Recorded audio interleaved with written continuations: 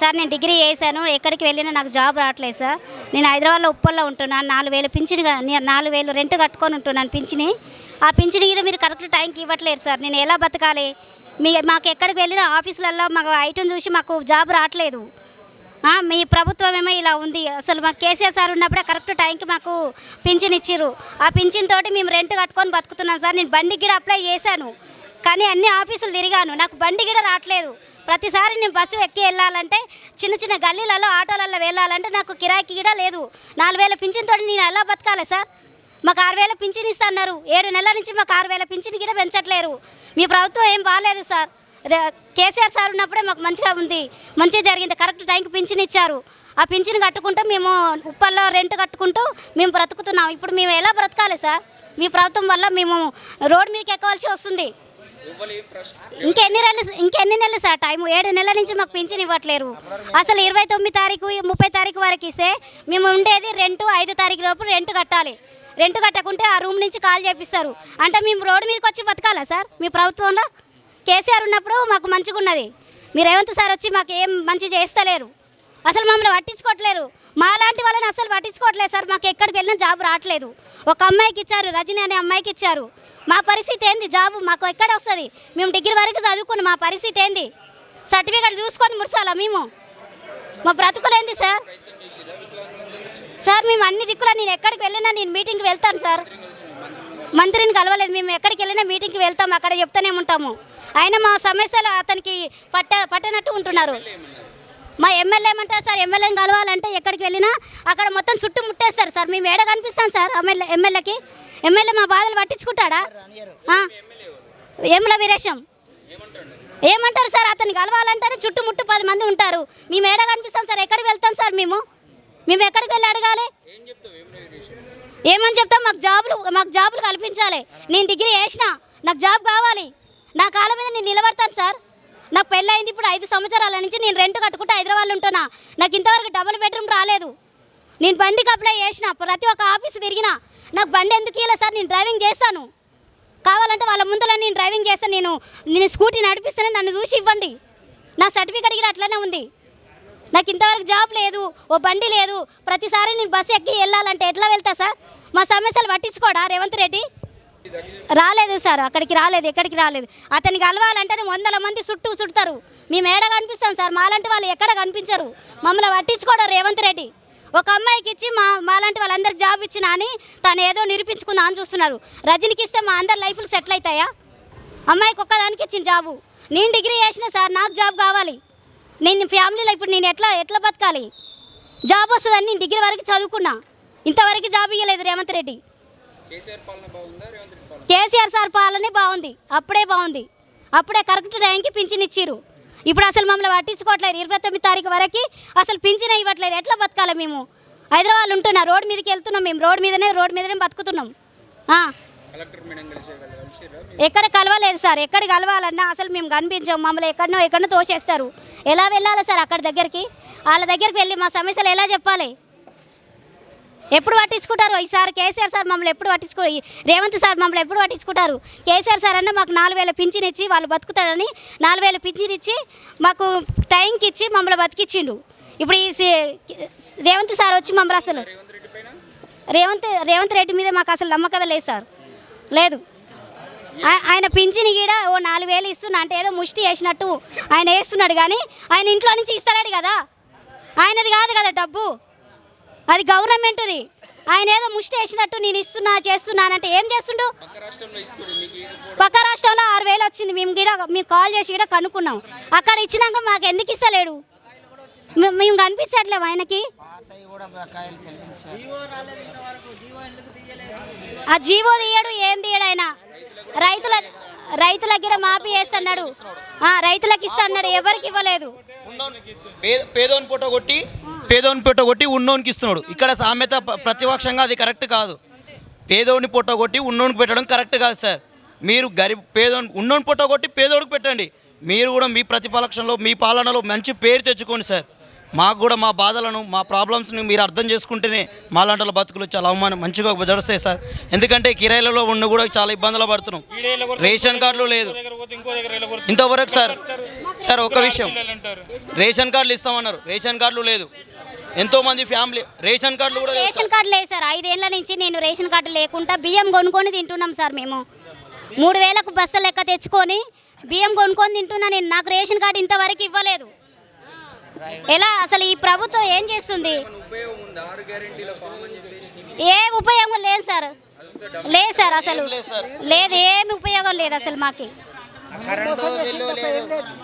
అన్నీ ఏదో ఉపయోగం అన్నీ చెప్పి ఏదో 6 గ్యారెంటీలు అని చెప్పి తను గెలిచాడు, కానీ ఈసారి గెలవడు. వచ్చేసారి అసలు గెలవడు. ఇక అసలు మళ్ళీ అసలు సీఎం పదవి మీదనే ఉంటాడు ఆయన. ఇట్లా చేసే మాదేదో మా పింఛన్ ఏదో మాకు అమలు చేయాలి, మాకు జాబులు ఇవ్వాలి. అలా ఇస్తేనన్నా ఉంటారేమో, కానీ అట్లా అసలు ఇక మళ్ళీ జాడ లేకుండా వెళ్ళిపోతాడు తను. అసలు అన్ని అబద్ధాలు సార్, అన్ని అబద్ధాలు చెప్తాడు. కేసీఆర్ సారే బెటరు. లేదు సార్, అతను తనేదో చెప్పుకోవడానికి అట్లా చెప్పుకుంటున్నాడు అంతే. బస్ పాసులు లేవు, ఏం లేవు మాకు. లేదు, మేము ప్రాబ్లం ఉండి మా ప్రాబ్లం మేము చెప్పుకుందామని మేము వచ్చాము ఇక్కడికి. మా బాధలు ఎవరు వినరు సార్, ఇలా చెప్పినప్పుడే వింటారు. కానీ కేసీఆర్ రేవంత్ సార్ ఇక్కడ మా బాధలు పట్టించుకోవట్లేదు. మేము ఎక్కడికి వెళ్ళాలి, ఎలా బ్రతకాలి? అసలు ఈ హైదరాబాద్లో ఎక్కడ బ్రతకాలి? జాబ్ లేనిది ఎలా బ్రతకాలి? ఫస్ట్ మాకు జాబ్ ఇవ్వట్లేరు. ఐటీ ప్రాబ్లం చూసి మాకు జాబ్ ఇవ్వట్లేరు. మేము ఎలా బతకాలి అసలు? 70% వచ్చింది నాకు పర్సంటేజ్. నాకు హ్యాండ్ లేదు. 2001లో అప్లికేషన్ పెట్టిన 9th మంత్లో అది రిజెక్ట్ అయిందంటే మళ్ళీ 2002లో మళ్ళీ అప్లికేషన్ పెట్టిన. నాకు ఇంతవరకు పింఛన్ వస్తలేదు. నేను లైవ్లో కనిపిస్తున్నా. నేను పోయి కలెక్టర్ ఆఫీస్లో పేపర్ ఇస్తే ఎలక్షన్స్ అయిపోయినాక అన్నారు. ఇంతవరకు మళ్ళీ నాకు పింఛన్ లేదు, ఏం లేదు. 2001 అంటే ఇప్పుడు ఎన్ని మంత్స్ అవుతుంది? 2004, ఇది 4 ఇయర్స్ అయిపోయింది. ఇంతవరకు నాకు పింఛన్ రావట్లేదు. ఇది 2002లో పెట్టిన అప్లికేషన్ కూడా ఇంతవరకు అది నాకు శాంక్షనే చేయలేదు. కొత్త పింఛన్ ఎలా మరి? నేను లైవ్లో కనిపిస్తున్నా కదా, హ్యాండిక్యాప్ అని పెట్టాలి కదా. నాకు 70% వచ్చింది సర్టిఫికేట్. ఇప్పటివరకు పింఛన్ లేదు నాకు.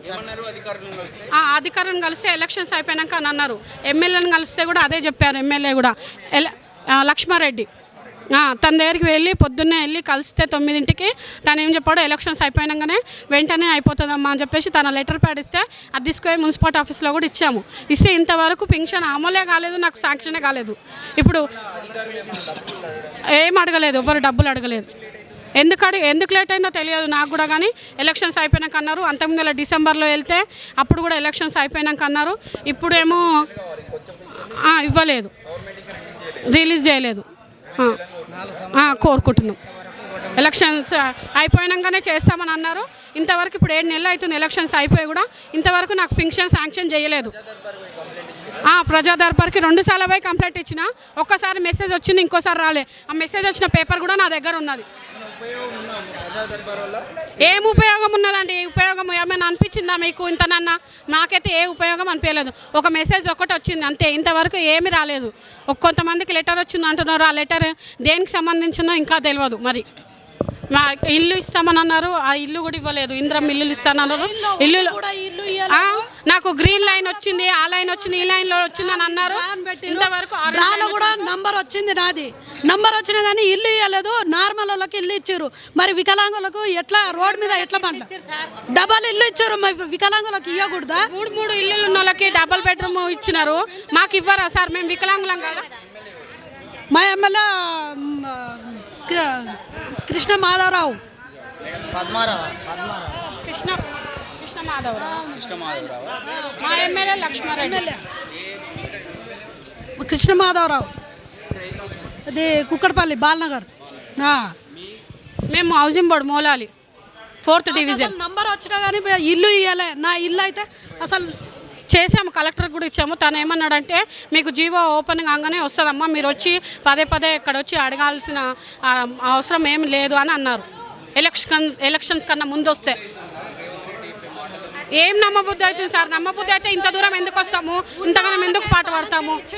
వికలాంగులు ఉన్న వాళ్ళకి తాళం చేయించిండు, హౌసింగ్ తాళం చేయించిండు. మరి లేని వాళ్ళ పరిస్థితి ఏంటి? మరి మేము కూడా పెట్టుకున్నాం అప్లికేషన్, లైన్లో మా గిడంగా ఉంది. మరి మాకెందుకు ఇవ్వట్లేదు? మాకు ఇవ్వాలి కదా. మరి బ్యాగ్ పెట్టాము, డబుల్ బెడ్రూమ్ కోసం పెట్టాను నేను, ఇంద్రమ్మ ఇల్లు కోసం పెట్టాను. మరి కావాలన్నా ఏం చేయాలనో సార్ గారే అర్థం చేసుకొని చెప్పాలి మాకు. నాకు జాబ్ లేక 100 సార్లు తిరుగుతున్నా కదా, ఇంతవరకు శాంక్షన్ చేయకపోవడం ఏంది? మా వికలాంగులకు జాబ్ ఇవ్వండి అని అంటున్నా. కొద్దిగా అంటే 7-8 నెలలు అవుతుంది. అప్పుడు వరకు వచ్చి వారం కాలేదండి, 6,000 పింఛన్ చేశారు. చేసేదన్నీ చేస్తున్నారు కదా చంద్రబాబు నాయుడు గారు. మరి ఇప్పుడు రేవంత్ రెడ్డి గారు వచ్చి 7 నెలలు అవుతున్నది, ఇంతవరకు కనీసం పెన్షన్ కూడా శాంక్షన్ చేయకపోతే ఇలా ఒక బస్సులో ఒకటి లేడీస్కి ఇచ్చినామని అంటే అయిపోతుందా సార్? చెప్పండి. వికలాంగులం కనిపిస్తున్నాం కదా, దానికి పెన్షన్ ఇవ్వాలి కదా. ఇన్ని రోజులు అంటే ఎట్లా? ఇప్పుడు 8 ఇయర్స్ అంటున్నారు, ఏమన్నా అంటే 8 ఇయర్స్ అయింది జీవో పాస్ కాలే అంటే ఎన్ని రోజులు జీవో పాస్ కాదు చెప్పండి. బస్సు ఫ్రీ పాస్ పెట్టినామని అంటున్నారు కానీ వికలాంగులకు మాత్రం ఫ్రీ పాస్ లేదు.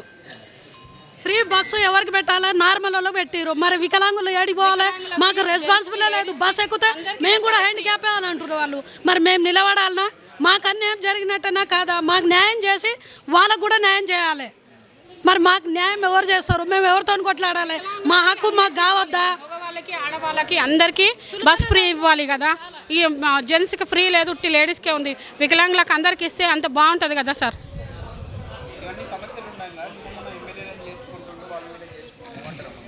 ఎమ్మెల్యేలను చేర్చుకుంటారు అంటే అది వాళ్ళ సమస్య కదా సార్, వాళ్ళు చేసుకుంటున్నారు. ఇప్పుడు మా సమస్య గురించి వాళ్ళు పట్టించుకోవాలి కదా.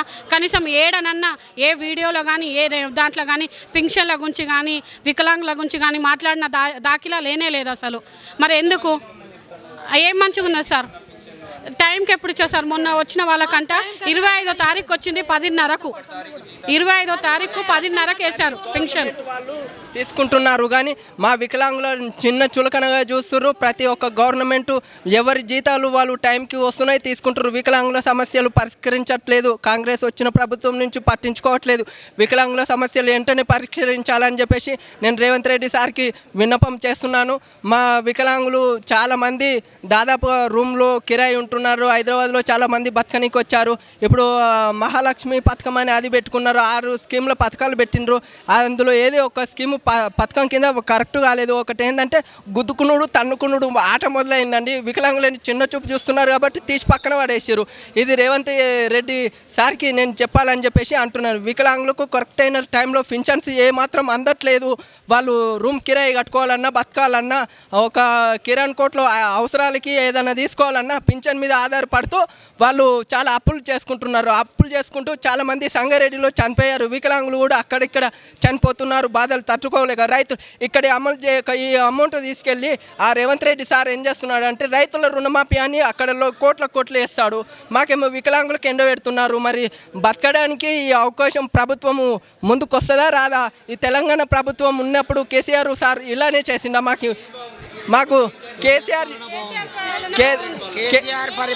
కేసీఆర్ చేసిన పరిపాలన బాగుంది. కానీ ఇప్పుడు రేవంత్ రెడ్డి చేసిన పాలన మాకు ఏందంటే చేస్తుడు అది ఏ ఒక్కటి చేసిండు అంటే హామీ మాకు ఒకటి ఫ్రీ పాస్ అనేది కూడా పెట్టలేదు. ఎందుకంటే వికలాంగులకు ఏ ఒక్క అవకాశం మాకు కల్పించలేదు. జాబ్ లేదు, వికలాంగులు బస్ పాస్ లేదు, ఏదో ఒక అవసరం లేదు. మాకు చిన్న ఉద్యోగాలు కూడా ఇవ్వలేదు. ఇలా రేవంత్ రెడ్డి సార్కి నేను చెప్పవలసింది ఇది విషయము. ముందు ఇంకా ఇలా చేయకపోతే ఇంకా మొత్తం తెలంగాణ రాష్ట్రం మొత్తం కదిలి రావాలని చెప్పేసి రేవంత్ రెడ్డి సార్ విన్నపం నేను చెప్తున్నాను. ఇంటికి ముట్టడిస్తాం. ఇది పరిపాలన, కాంగ్రెస్ పరిపాలన అన్న పేరు ముందుకు సాగాలని చెప్పేసి నేను అంటున్నాను. ప్రజాపాలన లేదు, ఏ పాలన లేదు. కాంగ్రెస్ ప్రభుత్వం అంటేనే మొత్తము పేపర్లు ఇచ్చే తప్ప ఏం లేదు. ఆడ పోయి మనం లైన్ కట్టి 2 సార్లు పేపర్లు ఇచ్చొచ్చు తప్ప ఇంకేమి లేదు. ఒక మెసేజ్ తప్ప ఇంకేమి రాదు. ఏమి రాలేదు ఇంతవరకు. ఇట్లా చేస్తే ఎట్లా ప్రభుత్వం? డబల్ బెడ్రూము డబల్ ఉన్న వాళ్ళకే వచ్చింది కానీ వికలాంగులకు మాత్రం అస్సలు ఇవ్వలేదు. మరి మా బాధ ఏమి? నేను MBA చదువుకున్నా, నాకు జాబ్ రావద్దా? ఇదే కలెక్టర్ ఆఫీస్ ముందా నేను ధర్నా చేసి చచ్చిపోతా. ఈయన పెట్రోల్ తెచ్చి చచ్చిపోతా. నాకు జాబ్ అవసరం లేదా? సావిత్రి, మూడవ సావిత్రి, కుక్కడపల్లి బాలనగర్ నుంచి మాట్లాడుతున్నా. నేను ఎంబీఏ పూర్తి అయిపోయింది, జాబ్ ఇంతవరకు పెట్టుకున్నా, నాకు జాబ్ రాలేదు. నేను ఎవరి వల్ల బతకాలని చెప్పండి, నాకు ఎవరు పోషించే వాళ్ళు లేరు. జాబ్ ఇవ్వాలా లేదా వికలాంగుల కింద అయినా సరిపోతుందా? 4 నార్మల్ వాళ్ళు అట్లనే బతుకుతారు వాళ్ళు. జాబ్స్ ముఖ్యంగా జాబ్స్ కేటాయించాలి, డబల్ బెడ్ రూమ్లు కేటాయించాలి. కోరుతున్నాను. వికలాంగులకు ఎక్కడ వెళ్ళాలన్నా మన బస్ పాసులు ఫ్రీగా ఉంచాలి. ఇప్పుడు స్త్రీలకు ఎలాగైతే ఫ్రీగా బస్సులు వేసారో మాకు కూడా వికలాంగులకు కేటాయించాలని చెప్పేసి అంటున్నా. అందులో ఉన్న సీట్లు కూడా మామూలు నార్మల్ మనుషులే కూర్చుంటున్నారు, వికలాంగులకు సీట్లు ఇవ్వట్లేదు. వికలాంగులకు ఇచ్చిన హామీలు మాత్రం ప్రతి ఒక్కటి అమలు చేయాలి. వికలాంగులకి జాబ్ కార్డులు కల్పించాలి, వికలాంగులకి అంత్యోదయ కార్డులు కల్పించాలి. అయితే కాంగ్రెస్ ప్రభుత్వం మేనిఫెస్టోలో పెట్టిన ప్రకారంగా డిసెంబర్ నెలలో 4016 నుంచి 6016 చేస్తామంటేనే మేము ఓట్లు వేసినాము. వికలాంగులు అంతా చాలా ఏమైందంటే వికలాంగులు మొత్తం నిత్యావసర వస్తువులు పెరిగిన కారణంగా మాకు సరిపోవట్లేదు. వికలాంగులు దీనస్థితిలో ఘోరమైన బతుకుతున్నారు. కాబట్టి 4016 నుంచి 6016 ఇస్తానంటేనే ఓట్లు వేసి గెలిపించినాం. అదే కేసీఆర్ ప్రభుత్వమే బాగుండే, 5 తారీఖు లోపల పెన్షన్ ఇచ్చేవాడు.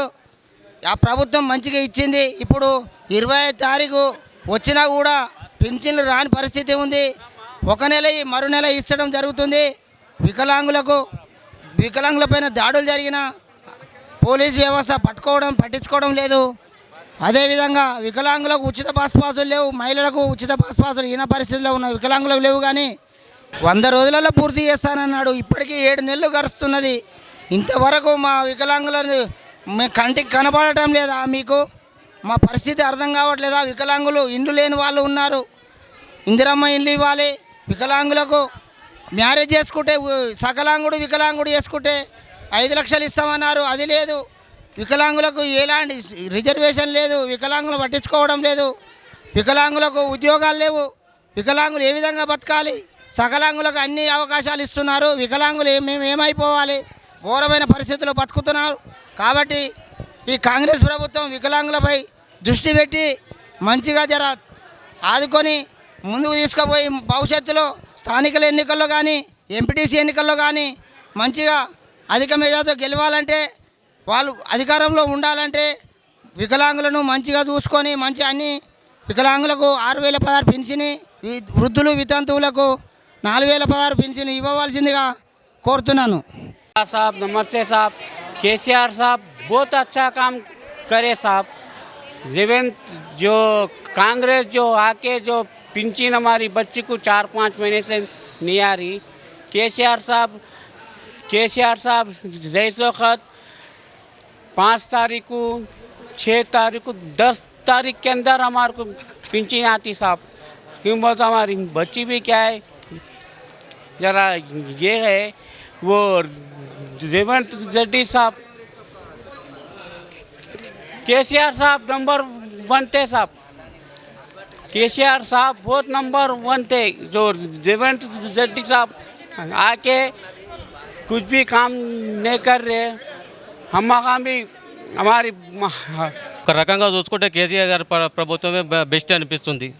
ఎందుకంటే తెలంగాణ రాష్ట్రంలో కాంగ్రెస్ ప్రభుత్వం అధికారంలో రాకముందుకు వికలాంగులకు ₹6,000 పింఛను, వృద్ధులు వితంతులు ఒంటరి మహిళలకు ₹4,000 పింఛను ఇస్తామని చెప్పేసి ఎలక్షన్ల సమయంలో మేనిఫెస్టోలో పెట్టడం కూడా జరిగింది.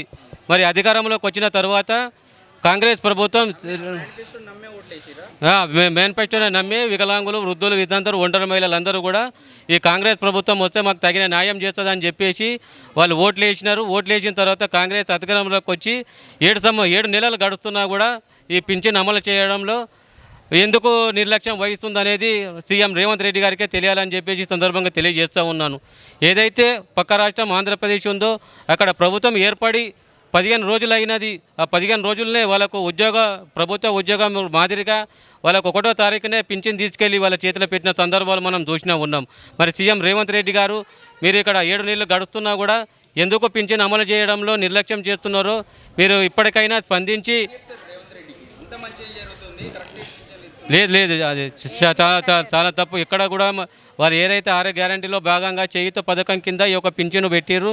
మరి చేయుత పథకంలో ఒకటి ఉచిత రవాణా సౌకర్యం ఒకటి, అది విద్యుత్ సౌకర్యం ఒకటి, ఆరోగ్యశ్రీ తప్పించి మిగతా 3 గ్యారంటీలు కూడా అమలు కావడం లేదని చెప్పేసి సందర్భంగా తెలియజేస్తూ ఉన్నాం. మరి సీఎం రేవంత్ రెడ్డి గారు మీరు ఇప్పటికైనా స్పందించి తగిన ఏదైతే మన తెలంగాణ రాష్ట్రంలో ఈరోజు అన్ని జిల్లాల వ్యాప్తంగా ధర్నాలు నిర్ణయించి రోడ్లపైకి వచ్చి ధర్నాలు చేయడం జరిగింది. మీరు ఇప్పటికైనా స్పందించి సకాలంలో పెంచిన పింఛను వెంటనే అమలు చేయకపోతే మీ యొక్క ఇల్లు సెక్రటేరియట్ ముట్టడిస్తానని చెప్పేసి సందర్భంగా డిమాండ్ చేస్తూ ఉన్నాం.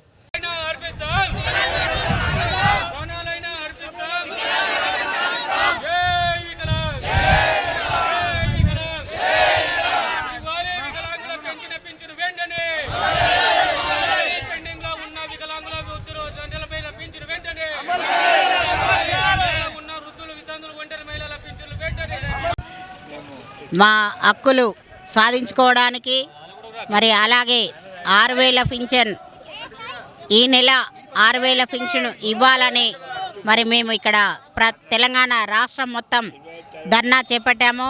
మందకృష్ణ గారి నాయకత్వంలో మరి మా హక్కులను సాధించుకోవడానికి మేము ఈరోజు మహాధర్నా ఏర్పాటు చేసుకున్నాం. అలాగే విహెచ్పిఎస్ 2007 నుంచి స్థాపించి మా వికలాంగుల కోసం మమ్మల్ని నడిపించే మా మందకృష్ణ అన్నగారు మరి ఈరోజు మా కోసం పక్క రాష్ట్రంలో చెప్పిండు, అమలు చేసిరు. ఆయన గారు మరి 6,000 పింఛన్ వెంటనే ఇచ్చారు చంద్రబాబు నాయుడు గారు గెలిచిన తర్వాత. మరి మా కోసం మేము కొట్లాడినప్పుడు కేసీఆర్ గారు మరి 1,500 ఇచ్చారు, అలాగే 3,000 చేశారు, మళ్ళీ 4,000 చేశారు. మరి ఇప్పుడు 6,000 కూడా ఇస్తా అని చెప్పారు. ఎలక్షన్లు అయిపోయిన వెంటనే మాకు పింఛను అమలు చేశారు కేసీఆర్ గారు. మరి రేవంత్ రెడ్డి గారు ఎందుకో మా వికలాంగులను మరి ఓట్లు వేసినంత వరకు మా ఓట్ల అవసరం వచ్చినాయి కానీ మా సమస్య మా బాధలు మరి ఆయన గుర్తించట్లేదు. మాకు ఉద్యోగాలు ఇస్తానే ప్రమాణ స్వీకారం రోజు మా వికలాంగురాలకి ఉద్యోగం ఇచ్చి కూడా అది కూడా అవుట్సోర్సింగ్ అగ్రికల్చర్ దాంట్లో ఇచ్చారు. మరి ఎందుకండి మమ్మల్ని ఎందుకు మోసం చేస్తున్నారు మీరు? ఎందుకైనా ఎట్లయినా మాకు ఈ సంవత్సరం వరకు మాకు అమలు చేయాలి. ఇందిరమ్మ ఇండ్లు, మాకు పింఛన్లు ఈ నెల 6,000 పింఛన్ ఇవ్వాలి. మాకు మా సమస్యలన్నీ మీరు తీరుస్తారని. పింఛన్ టైంకి ఏమి ఇవ్వట్లేదు సార్. 20 తారీఖు 25 తారీఖు వస్తున్నాయి. కరెక్ట్ 1 తారీఖు 5వ తారీఖు ఏమి ఇవ్వలేదు సార్. 25 పడతాయి. 25 తారీఖు ఇస్తున్నారు, 29 ఒక్కొక్కసారి 30 తారీఖు ఇస్తాడు. లేదండి, మా కేసీఆర్ గారు కరోనా టైంలో మాత్రం మా వికలాంగులు బతికిండ్రంటే కేసీఆర్ గారు ప్రతి నెల కరోనాలో ఆదుకున్నారంటే పింఛన్ల వల్ల మా ఫ్యామిలీలు బతికినాయి. అలాంటిది ఎందుకంటే ఉన్న మాట చెప్పాలండి. ఎందుకు ఆయన వెళ్ళిపోయింది కదా, ఇప్పుడు ఆయనది కాదు రాజ్యం అని కాదు. మాకు కేసీఆర్ ఉన్నప్పుడే ఆయన పరిపాలన మాకైతే బాగుంది.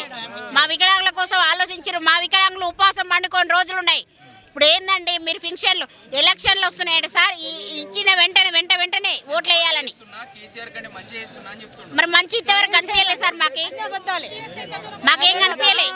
తెలంగాణ రాష్ట్ర మహిళా అధ్యక్షురాలని నేను 2007 నుంచి నేను విహెచ్పిఎస్ హక్కుల పోరాట సమితిలో నేను కొట్లాడుతూ ఉద్యమాలు చేసుకుంటూ మేము హక్కులు సాధించుకున్నాం. వైఎస్ రాజశేఖర రెడ్డి గారు ఉన్నప్పుడు కూడా మేము అడిగాము. మేము లాస్ట్కు సీఎం హౌస్ ఇంటికి కూడా మేము ముట్టడి చేయాలని అనుకున్నప్పుడు వెంటనే మేము అడిగినవి వాళ్ళు ఇచ్చారు. కానీ నిజాం కాలేజీలో మా పెద్ద భారీ ఎత్తున మేము సాధించుకున్నాం. కానీ రేవంత్ రెడ్డి గారు మాకు పక్క చెవిన పెట్టేస్తున్నారు అంతే సార్. ఇది ఫ్రీ బస్ ఇస్తున్నారు సార్. నేను మొన్న ఊరు వెళ్తున్నా, మా ఫ్యామిలీలో హఠాత్తుగా మా చుట్టాలు చనిపోయారు. బస్సు ఎక్కుదామని వెళ్ళినాం సార్. బస్సు ఎక్కుదామంటే బస్సు దగ్గరికి వెళ్ళి ఇంతకుముందు నేను కేసీఆర్ ఉన్నప్పుడు నా బస్ పాస్ కూడా చూపిస్తాను మీకు. ఇంటికి వచ్చి బస్ పాసులు ఇచ్చారు మాకు. ఆ బస్ పాస్ మీద ఎన్నోసార్లు నేను బస్సులో ప్రయాణం చేసిన. కానీ నేను ఎల్బీ నగర్లో బస్సు ఎక్కుదామంటే ఎవరు తొక్కి చంపుతారో అర్థం కావట్లే. అక్కడ ఆ ఛాన్స్ కూడా లేదు. కానీ మా వికలాంగులకు సపరేట్గా బస్సు ఉందా? సీటు లోపల అంటారు, కానీ వికలాంగుల సీట్లో వేరే వాళ్ళు కూర్చుంటారు, కానీ కూర్చొనియరు.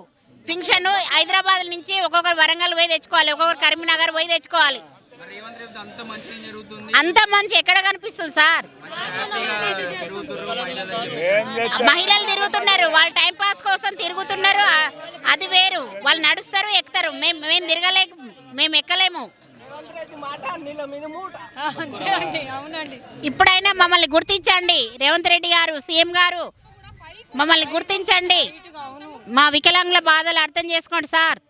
మేము వెళ్ళినా సీట్ ఇవ్వట్లేదండి, అసలు వెళ్ళినా కానీ ఎవ్వరు. నేను కూడా ఎన్నిసార్లు అడిగినాను, అస్సలు ఇవ్వట్లేదు. మీకెందుకమ్మా సీటు? మేము కూర్చుంటాం, మంచిగా ఉన్న వాళ్ళు కూర్చుంటాను. నేను పొద్దున్న కూడా నేను బస్కి వచ్చినండి, అసలు సీటే ఇవ్వట్లేదు, నిలబడి వచ్చినండి మల్కాజ్గిరి నుంచి ఇక్కడికి. నేను కూడా హ్యాండిక్యాప్డే అండి, 500 నుంచి వస్తుంది పెన్షన్ నాకు కూడా, అంతే అండి.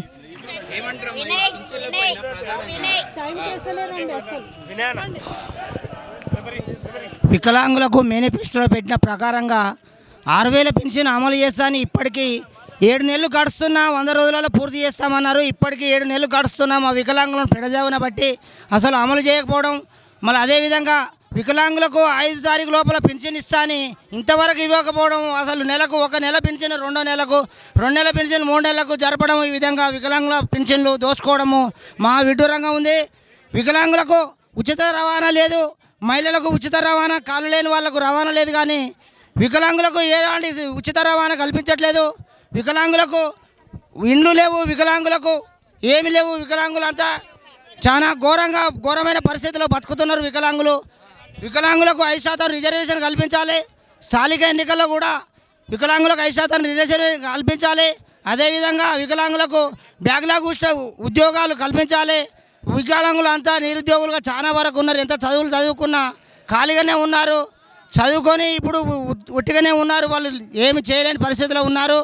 దయచేసి తెలంగాణ ముఖ్యమంత్రి రేవంత్ రెడ్డి గారు మీకు విన్నపిస్తున్నాం, వికలాంగుల తరఫున మా వికలాంగుల పెన్షన్ తొందరగా అమలు చేయాలి. అది కూడా డిసెంబర్ నుంచి అమలు చేయాలి. పెన్షన్ అప్పటి నుంచి డిసెంబర్ నుంచి ఎప్పుడైతే మేనిఫెస్టోలో పెట్టారో డిసెంబర్ నుంచి పెట్టిన పెన్షన్ ఎప్పుడైతే అమలు పెట్టారో మేనిఫెస్టోలో పెట్టిన అప్పటి నుంచే మాకు పెన్షన్లు మొత్తం ఇవ్వాలి, పెండింగ్లో ఉన్న పెన్షన్లు మొత్తం ఇవ్వాలి.